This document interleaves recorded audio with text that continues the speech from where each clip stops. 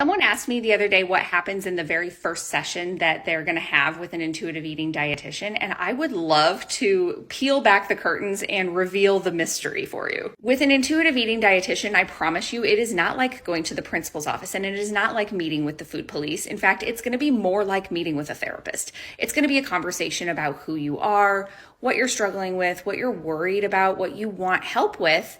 And then we start to look at how do these struggles fit into the broader context of your life. One of my main goals in an initial session with a client or a student is to get to know them as a person. I want to understand the flow of their daily life. What time are they going to bed and waking up? What do they do during their waking hours? Are they at home? Do they go to work? Are they working from home? Are they a stay-at-home parent? Do they live with other people? Are they caretaking for anybody else?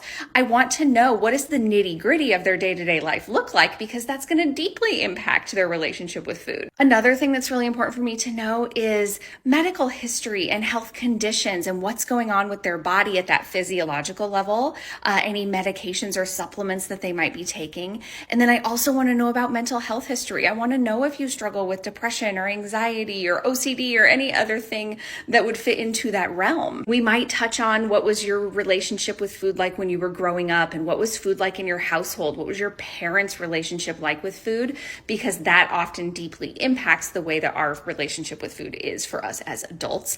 I like to know if a person has a history of dieting or being told that they need to lose weight. I want to understand the history with their body image and weight fluctuations that they might have been through, and to understand how do they feel about where they're at with their body right now. One of the very last things I'll ask about in my very first session with a client is about their actual eating. I leave that for the end because I want us to explore all these other things first. I want to really highlight that this is not just about food.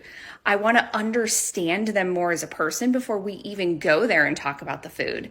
And then we can start to look at this really sensitive subject of what's your eating looking like and what are you struggling with? The most important thing to me in an initial session with a client is to connect with them as a human being and just to get a felt sense of who they are as a person, what their personality is like, what their communication style is like. And it's just about us starting to build some of that connection and rapport and getting comfortable enough with each other to be able to sink in and do the work, because this is a hard thing to talk about. And there needs to be a mutual trust there for us to be able to do that work. And that's what I'm looking for in an initial session. Of course, it's a little bit different for each person, but hopefully that gives you an idea of the types of things that we would be talking about. And hopefully it doesn't sound as scary and intimidating as it might have before. Message me if you want to chat.